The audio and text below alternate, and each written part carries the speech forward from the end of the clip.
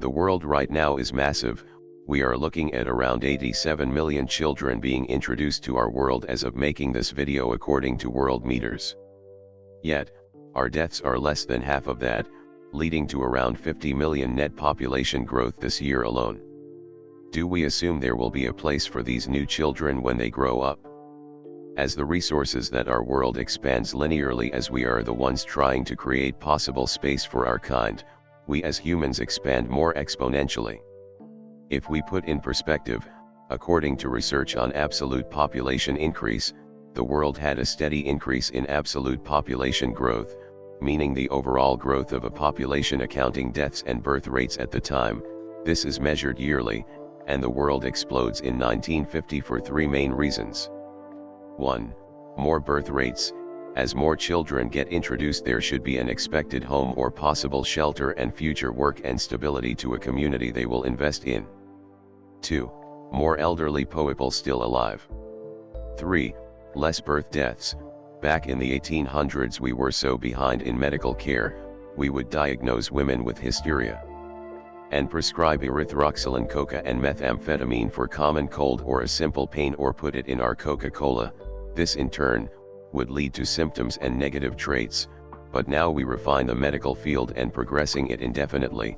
This also came through in birth survival rates, as children are born extremely fragile, and the death rates were over 25% on birth and over 45% before they reach adulthood. Back then the world population was somewhat controlled, meaning in 1800 the world population was estimated to be 1 billion, however, right now, meaning 2021, it is estimated to be over 7.7 billion, that is an increase of 2% each year, which declined to 1% the last 50 years, but 1% of what? 5 billion at 1950s? That is an exponential increase that cannot sustain the linear reservoir increase we mentioned earlier. Of course, with such massive population they don't all stay on one place but more separate, yet some places have more population than others. Now with all that said, back in 1947 an ethologist meaning, the study of animal behavior under natural circumstances, highlighting their ability to change and adapt to the natural conditions that modifies their way of setting different goals in a societal manner. Researcher John Calhoun was afraid of the possible pathological growth of humans after the World War II tragedy. Calhoun started his tests in 1948, once he moved from Ohio and to the Maryland to settle in with his family. He started in this neighbor's backyard, a massive backyard by the way, about 1/4 acre plot. He made a 10,000 square foot pen, that is 930 meters.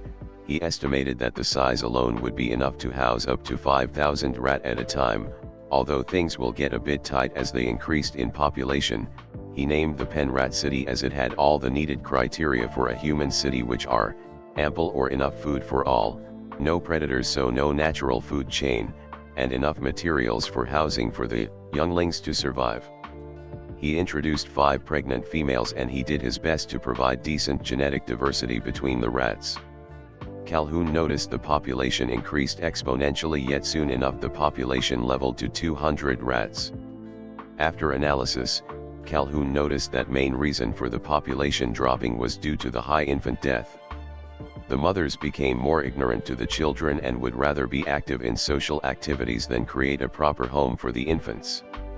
He also noted that the rats organizing themselves in small numbers of 12 to 14 rats in a group, and further away from other groups. He mentioned that he believed that any more in a group and the group will splinter or break into other smaller groups. Now if we can relate that to real life, we can tell that humans have a lot more complex relations, yet the fundamentals are the same. In every movie we watch or just simply in our early years of life in schools and universities, people tend to group together especially if they share a common status. For example, the jocks, which usually share the same mentally of strength and bold masculinity, other groups like the nerds where most of them will be playing games and are usually weak physically. Yet the main difference of the humans to that of a rat is the complex thoughts each group had, and their personal beliefs uniting them. The jocks usually understand their personal physical strength and go after each other yet block others from joining unless they share similar traits to them, Even if they are in the sports team, if the traits aren't there then they are blocked or shut out. They also recognize the weakness or the beliefs of other groups near them. This all is in fact established in his next experiment.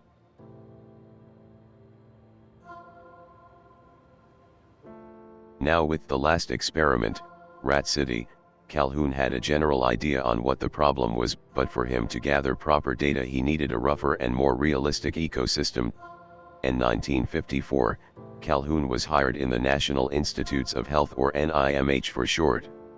Calhoun would then, along with a team of researchers, proceeded to create another pen, but this time it was much smaller, 10 feet by 14 feet. The design was quite interesting. He created the illusion of space by making 4 chambers in the pen, separated by electric fences, let's say C1, C2, C3, C4, then he connected them except C1 and C4, this created a longer distance if you want to move from 1 or 4 other chambers. Not only that, but he also put food in all chambers, but the food types were better in the middle chambers, 2 and 3, adding additional appeal to them, but he added a mesh wiring to increase the timing for the rats to eat from the middle 2 pens, 2,3.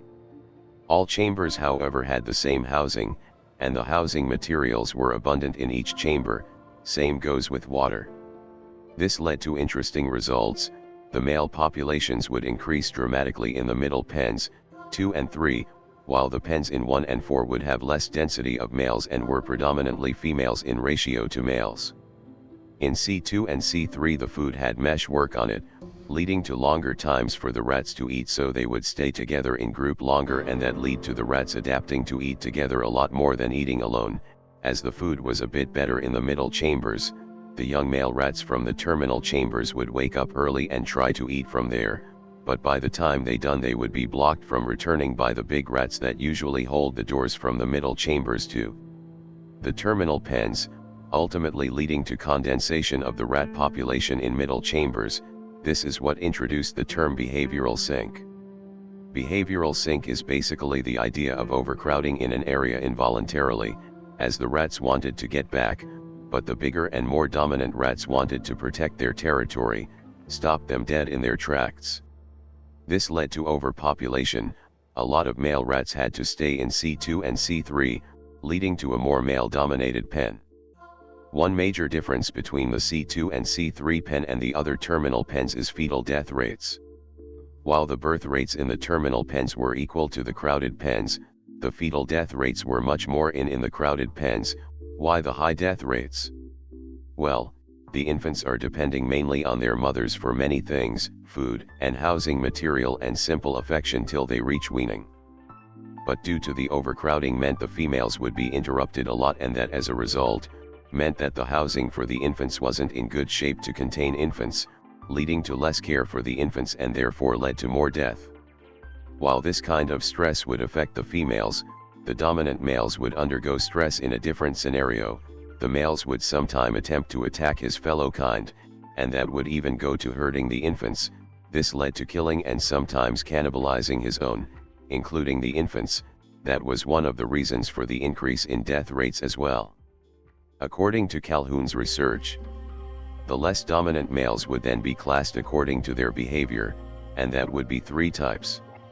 1. The pansexual, those are the ones that would attempt to mate with the other rats, ignoring their sex, and usually these advances would not be rejected. 2. The second were the somnambulists, they were quiet, usually just running along, not interacting with anyone. They looked healthy and clean. They wouldn't get attacked, and if they do, they will usually try to run and not fight back. 3. Lastly, the real hell of Utopia, the probers. These would mate with any rat like the pansexual, but in a more savage manner. It is mentioned they would target the females who are releasing pheromones for breeding more often, and would savagely cannibalize the infants if that was the reason the female was disagreeing. These were the reason this experiment stopped, and how they would devastate the population just for their own intense desire to ravage the stable burrow for the infants. According to the researchers, these were the most horrifying part of the experiment. He ended the experiment, and it was assumed that it resembled the future of mankind in an eerily close manner. Calhoun presented his research and targeted the people and mentioned how he is more fearful of how man could drop to these levels, and what would be the end of such overpopulation if not controlled. Although it is believed that humans are much more sophisticated and complex than mere rats that experimented on, but it is also terrifying to think of how it would see if humans would sink to such a low behavior, how we might get set back to our instincts and how destructive that would be for us as a species, the fear of we can't find a place to run to, and end up in a behavioral sink. Humans would be no different than rats. Calhoun mentions how the humans needed space to ease the social stress as well as the physical stress. This would give time to us as an organism to understand the real needs and why we live, in other words, a more spiritual understand and stability, which will be mirrored in our social life day to day. Many researchers looked at Calhoun research and experiments as a grim reminder of the ticking time bomb that the humans would end up in if the problem is not tackled right now. But Calhoun was not done just yet, and his biggest and most eerie experiment would later be introduced in the pen of Universe 25, which I will go through next time. I hope you guys enjoyed this video essay. I would love it if you guys left your comments about the video and what do you think about the current overpopulation situations, if there is anything I missed in the video as well. Good luck and hopefully I see you all later.